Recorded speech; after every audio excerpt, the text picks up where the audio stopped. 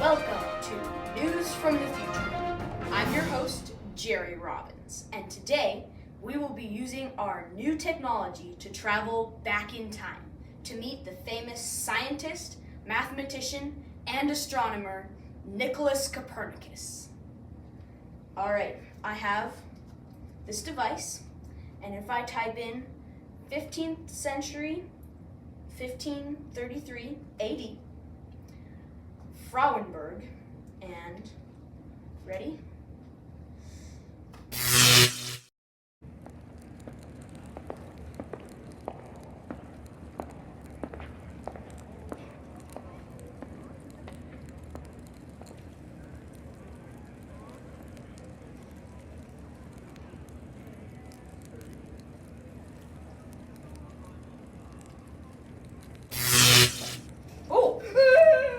Hello. I forgot to change my English mode. English mode. Hi, I've come here to interview you, Mr. Nicholas Copernicus. I've heard that you are just such an amazing astronomer, and I want to know more about you, and these people do too.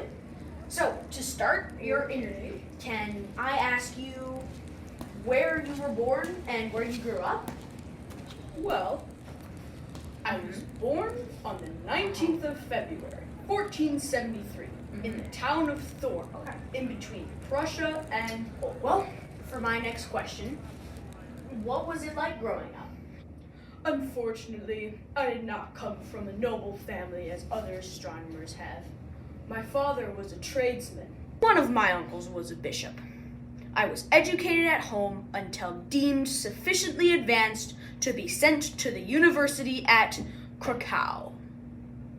So, what did you originally plan to do? As a job, I mean. Devoting myself to medicine, I had the view of adopting its practices for life.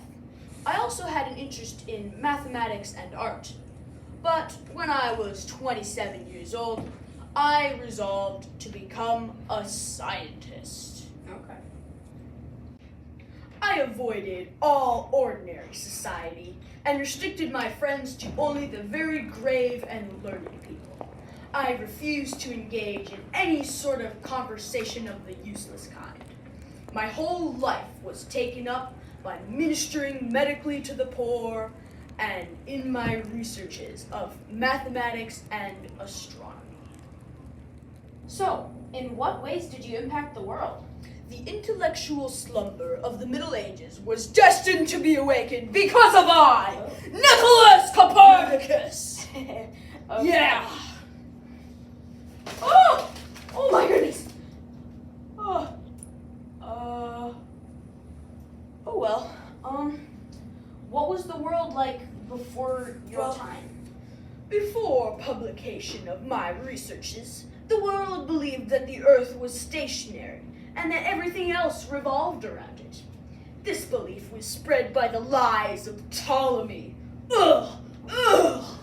He tricked everyone into believing this falsehood. No one questioned his work until I came along.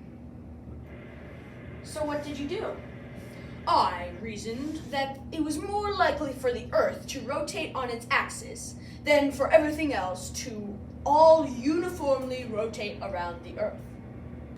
I could explain this in a lot more detail, but I shall save that for another day. I heard that you were the one who proved that the Earth rotated around the sun, right? Yes, I did. This was a much harder observation to prove, though. Ptolemy's theories, with the Earth at the center, created some problems. For example, every once in a while, some planets, like Mars, appear to move in the opposite direction of their normal track. He tried to explain this with his silly circles. But I knew better. I saw that with all these backtracking problems with the planets, could be solved by putting the sun at the center of the solar system instead of the Earth. You see, if the Earth and, say, Mars were traveling around the sun in the same direction, it will appear, from the Earth's point of view, like Mars is moving in a backwards direction. This is called retrograde motion. Yes, that is right. And now this is all from me, Nicholas Copernicus. Please hit that like button and subscribe. Thank you so much, ladies and gentlemen. Please come back soon. It was a pleasure for having you here. Now, if you will excuse me, I need to get back to my studies. And I think I've been distracted for long enough, so shoo-shoo, off you go. Well, I guess that's it for Copernicus. Goodbye. Ah! He just disappeared.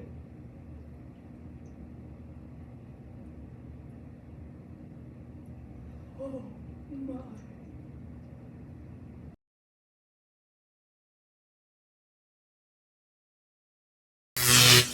Well, we're back in the studio.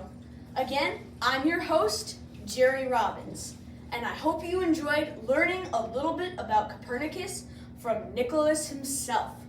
Until next time, I'll be waiting here in Science from the Future.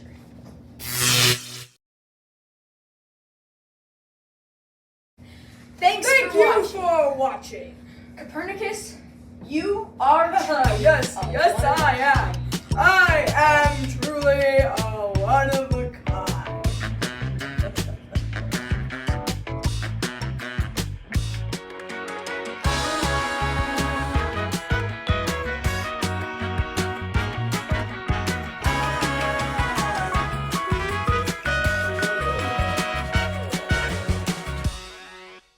Mrs. Pock, I have a word for you.